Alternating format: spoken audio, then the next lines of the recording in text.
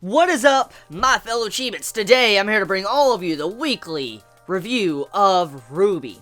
Now, I'm very sorry I did not put this review up on Sunday. As I already said in my Tokyo Ghoul video I made on, like, a late Saturday night, I didn't really have much time on Sunday, and I really only had time for the certain anime reviews I put up yesterday. So please forgive me for this RWBY review being a little bit late, but I mean, as always, it's better to late than never, because, I mean, RWBY's pretty damn good. It's a good freaking series. And this episode alone, oh my, the laughs, the comedy, and also the ending leaves many questions. Like, well, not the comedy, but the ending gives us many questions.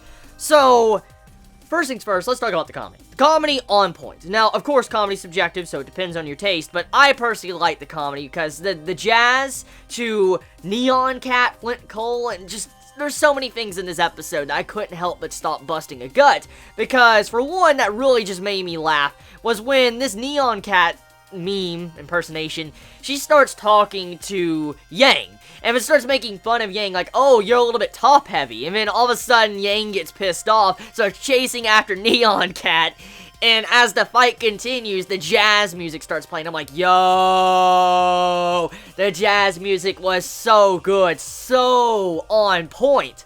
The music in this episode was so on point. I have to say, RWBY this season has had some tremendous improvements in its original soundtrack. Now, I'm not saying that Season 2 and Season 1 did not have a good soundtrack, because by no means was the soundtrack lacking. It was a really, really good soundtrack in Season 1 and Season 2. But Season 3's soundtrack, I have to say, it is pretty awesome. It has a lot of variety to it. I mean, you have this slow-paced music, this action music, this jazz music. I mean, there's some really cool music being displayed in this season. And when you see that one part of this episode when the jazz music starts playing, and we see the fight taking place, oh my god, it was so fun to just sit down and watch this. And then, as Yang is getting pissed off and fighting, you have, like, why she's sitting over here fighting the jazz man, like, just fucking playing some jazz. And Weiss, I gotta say, I give you a lot of props for what you did in this episode. You actually kind of took out an enemy with yourself. Even though she didn't technically take him with her, she actually weakened him enough to where Yang could finish the job.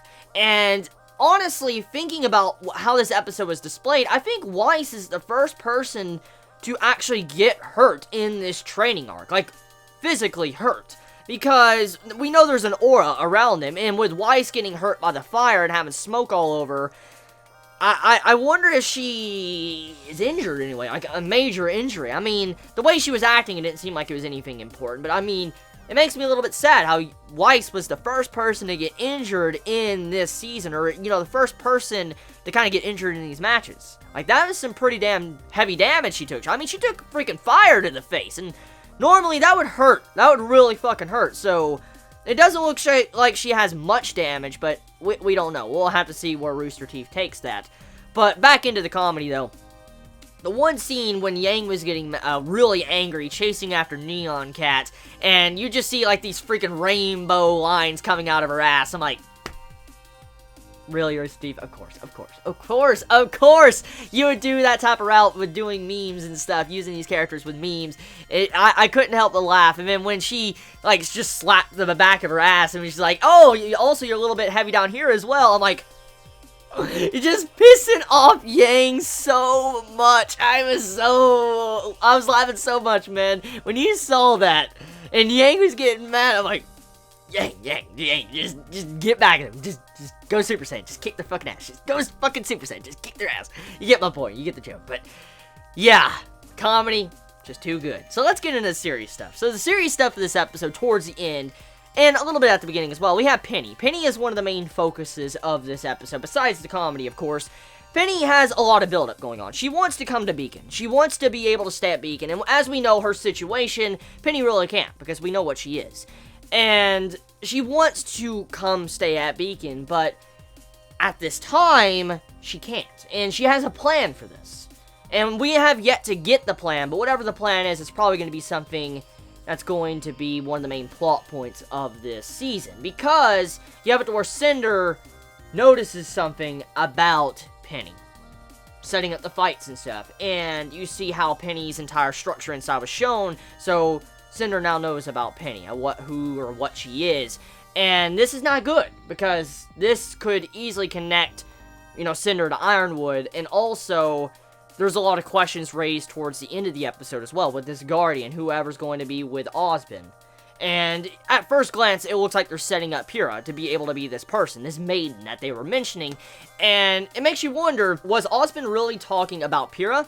Or was he talking about someone else? Was he talking about... Now, just a theory, don't take this, just take it with a grain of salt. But what if he was talking about Penny? She's a maiden as well, I guess you can kind of say. So, I mean...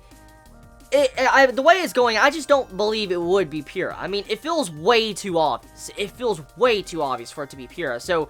what if it was someone unexpected, like RWBY, or maybe Penny? It would also suit the plotline with whatever's going on with Cinder right now. Cinder trying to mess with Penny. And if Penny is someone that Osmond wants, now I'll think about that. It would also explain any plan that Penny has to be able to stay at Beacon. If she is, like, going to be the Guardian or Maiden that Osmond is going to choose, then it makes a lot of sense how that plan would work with Penny, having, like, a plan. Okay, so that's it with this episode of RWBY. Let me know your thoughts in the comments below. You all have a wonderful day or nights wherever you live. Please be safe. Chibi out.